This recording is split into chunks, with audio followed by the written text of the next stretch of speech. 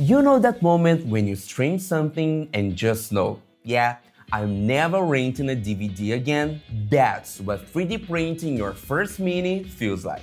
There's no going back.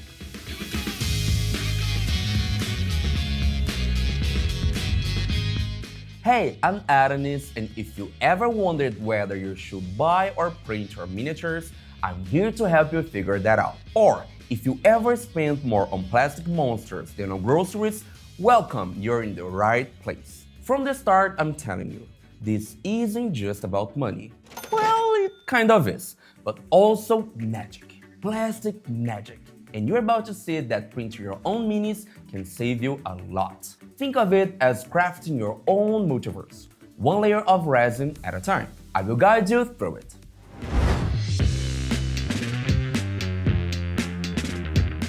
If you love collecting minis, heroes, villains, epic monsters, whether it's for the table or the paint station or the temporary shelf that became your permanent shrine to chaos, then 3D printing isn't just a good idea. It's a game changer. It's like discovering a cheat code for the hobby. Yes, there's an upfront cost, the printer itself. But from that point on, you're no longer paying for packaging or the middleman, just for materials and the STL files, which are significantly cheaper than buying minis off the shelf. We get this question all the time. How much cheaper is it, really? And the answer depends on how far you want to go. To bring this journey to life, let us show you the actual material usage and cost behind printing several miniatures and even a massive model and terrain piece from our loot bundle of July 2025, Tower of Madness. For this build, we used a large format resin 3D printer, which allow us to print in one go these 32mm miniatures. This crazy mage, 2 large monsters, 2 medium-sized beasts, 3 heroes, and 2 objects, 1 magical chest, and 1 arcane teleportation artifact. That's enough plastic power to make a shelf collapse, or start a campaign, or both.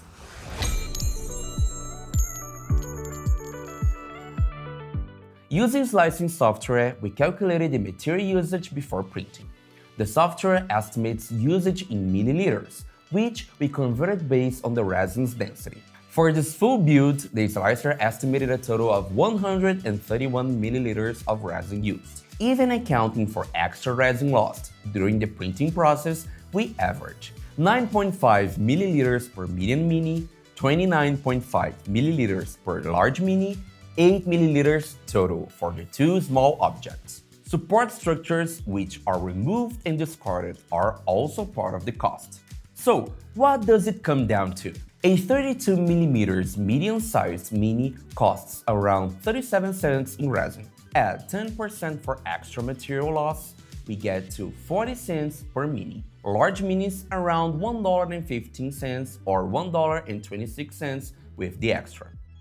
That's cheaper than a soda, and it won't rot your teeth. Just your free time.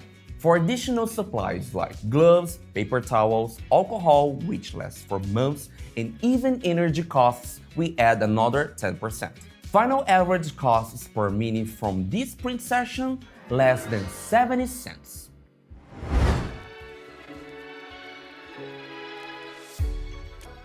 Now let's talk terrain, the kind that makes your player's jaws drop.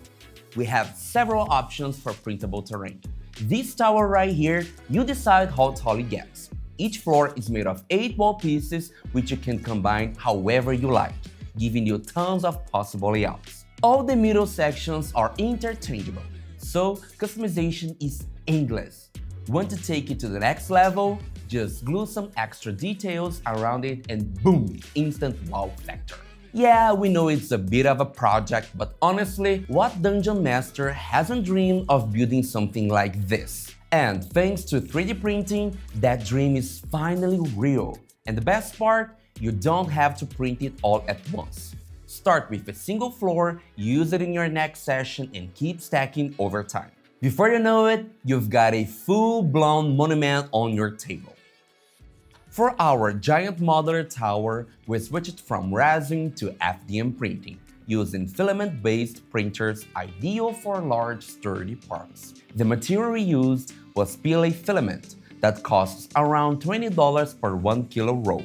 We use less than 1 kilo per level, so just one row gets you one full floor. A 3-level tower, including external decor and scattered terrain, uses around 3 kilos of filament, which adds up around $60. This version of our tower with 5 levels, roughly $100 worth of filament. That's $100 for a one-of-a-kind, campaign-defining centerpiece. A towering monument that would be impossible to find or afford at retail. Or, as we like to call it, one premium terrain piece. Or 4 takeout orders you instantly regret. Yes, failures happen in both resin and FDM printing. But even accounting for all of that, the ability to print hundreds, thousands of fully customized pieces opens a new realm of creative freedom. And remember, you don't even need to own a printer right away. You can start at a makerspace, rent a printer, or even order prints online. The path is yours to choose. Start small and accidentally print an entire village before lunch.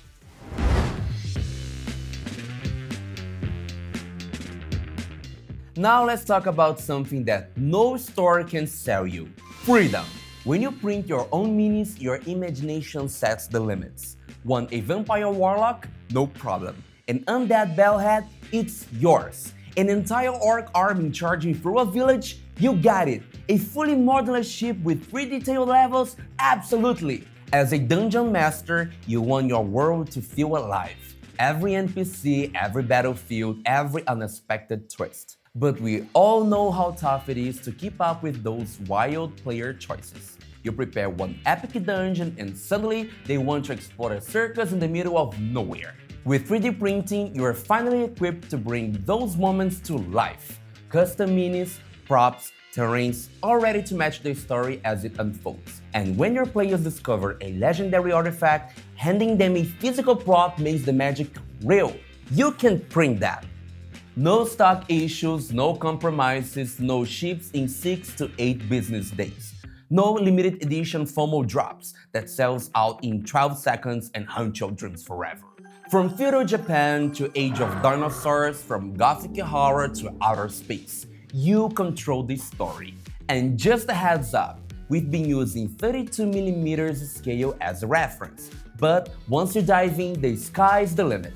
Want to print a massive 75mm dragon, a tower, a modular castle? You can. And it's still way more affordable than buying something like that pre-made, if you even find it. And if you do find it, it is probably behind glass, with a price tag that whispers, "Don't even think about it." Printing big just means using a bit more resin or filament, but the result, absolutely epic.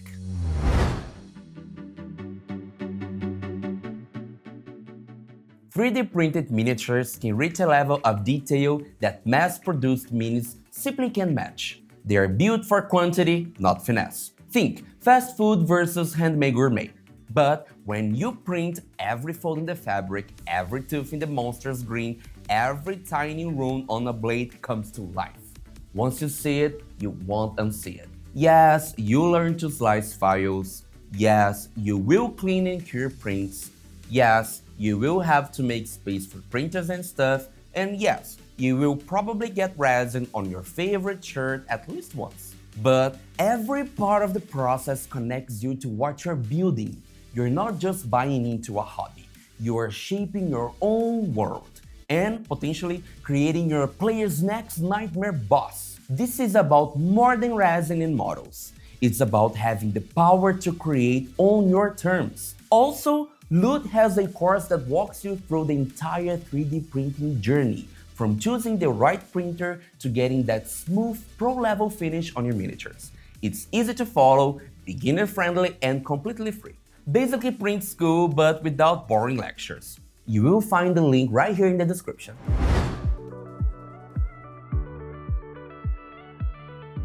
Now you know how much you will spend on average to print your own minis.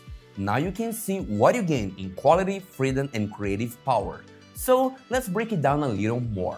If you're just starting out and want to keep it simple, you can get a basic resin 3D printer and all the essential supplies for around $300. That's enough to start printing dozens, even hundreds of high-quality miniatures. Now, if you want to go a step further and invest in a larger and modern printer with a bigger print bed that lets you print more minis at once, you might spend closer to $500 to $600 total.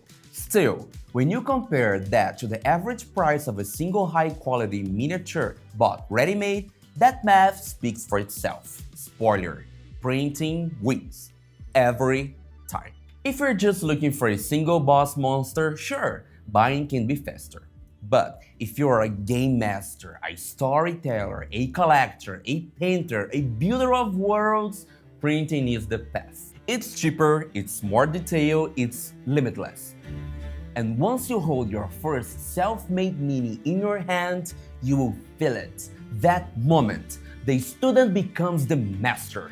Now it's time to create fantastic stories.